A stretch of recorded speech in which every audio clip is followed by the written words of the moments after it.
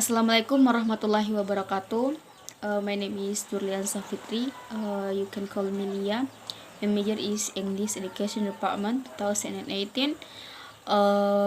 My class is PBIB. So in this video, I will explain about Bloomfield theory of Bloomfield. Bloomfield, let me speaking bahasa. Pada tahun 1940-an ada dua ahli yang bernama Field dari Inggris dan Bloomfield dari Amerika, yang mana mereka mengemukakan tentang spesifikasi makna dalam konteks di mana kalimat diucapkan. Karena pada dasarnya bahasa itulah sebagai alat komunikasi, maka muncullah sebuah pemikiran bahwa bagaimana bahasa itu kemudian digunakan sesuai dengan konteks. Karena pada dasarnya bahasa itu digunakan untuk berkomunikasi, maka muncul sebuah pemahaman bahwa bahasa harus kita alamiahkan atau harus kita sesuaikan dengan situasi. Makanya di antara kedua ahli Field dan Bloomfield, yang lebih dominan, lebih rinci itu terdapat pada teori Bloomfield itu sendiri, yang mana Bloomfield itu sendiri menganalisis situasi menjadi tiga bagian utama. Yang pertama yaitu speaker stimulus atau stimulus pembicara. Yang kedua yaitu utterance atau ucapan, di mana di sini di ucapan itu ada dua, yaitu respon pembicara dan stimulus pendengar. Dan ketiga yaitu hearer's response atau respon pendengar.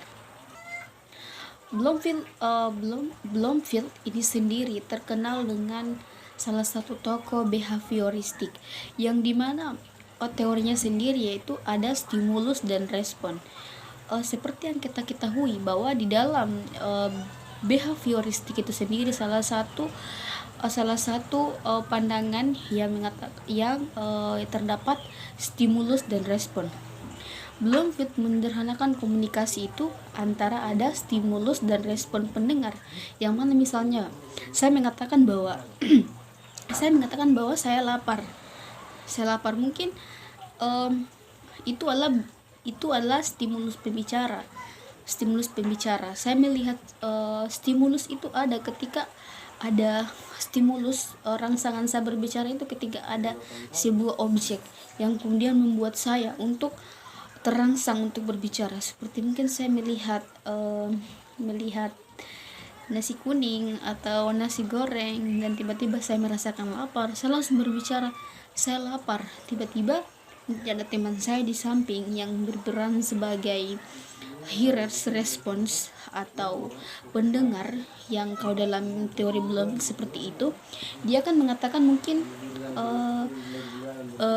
maukah kalau begitu makan saja kalau Anda merasakan lapar, atau jangan menahan-nahan rasa lapar karena itu tidak baik untuk kesehatan.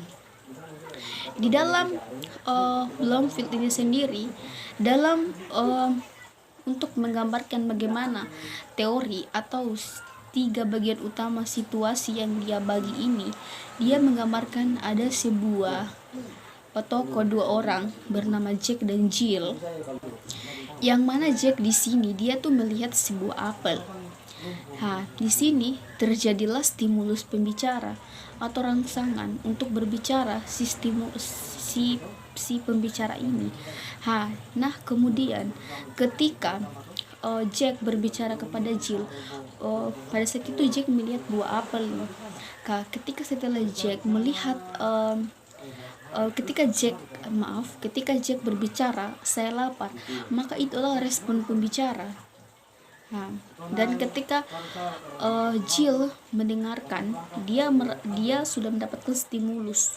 Setelah Jill mengatakan atau respon pendengar, dia itu mungkin responnya bisa berbentuk aksi yang mengambilkan Jill apel untuk kemudian dimakan.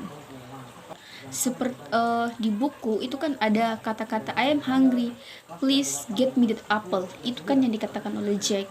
Dan di sini ada juga stimulus pendengar. Maka setelah itu muncullah respon pendengar atau sebagai bentuk aksi dari permintaan Jack ini. Bloomfield menyarankan bahwa untuk menghindari identifikasi yang naik terhadap makna kata dan objek, harusnya kata dapat dicirikan dengan kaitannya pada konteks situasi. Karena teori ini berdasarkan pada konteks yang sama dengan pandangan behaviorisme yang terdapat stimulus dan respon. Jadi terkadang kan ada kalimat yang kita tidak tahu tujuan dari kalimat tersebut, tapi karena kita mengetahui konteksnya ini seperti apa, maka kita dapat menafsirkan bahwa yang diinginkan pembicara itu seperti ini. Contohnya kalau kita dalam dalam buku please bring me a shirt gitu, tolong bawakan saya sebuah baju. Kalau kita lihat konteks kalimat itu, mungkin kita akan menafsirkan atau menggambarkan, oh kalimat ini muncul mungkin ada orang yang hanya memakai celana sehingga dia menyuruh tolong bawakan saya baju. Ada orang yang memang mungkin dia tidak tahu tempat bajunya di mana, jadi dia menyuruh orang untuk membawakan baju atau dan yang lain sebagainya. Makanya di sini pada teori ini bahasa itu harus berdasarkan konteks sehingga kita bisa tahu tujuan, karena pandangan mereka berpikir bahwa bahasa itu selalu dikaitkan dengan alamiah atau dia didasarkan pada konteks atau situasi, karena pada dasarnya bahasa adalah alat komunikasi.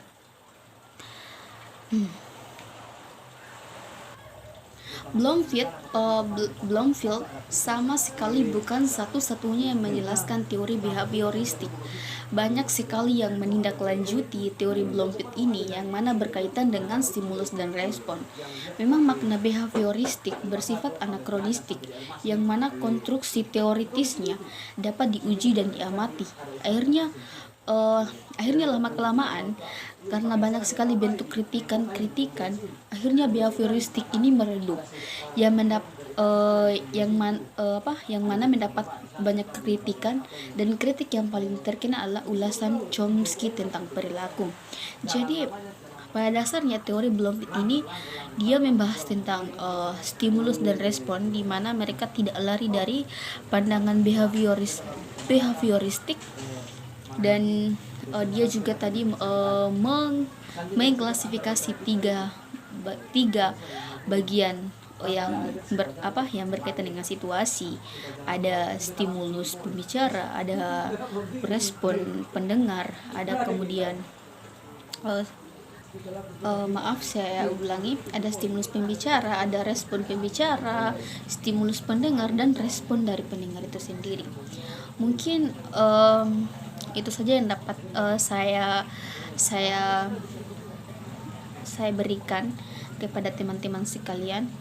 Kurang dan lebihnya mohon dimaafkan. Wassalamualaikum warahmatullahi wabarakatuh.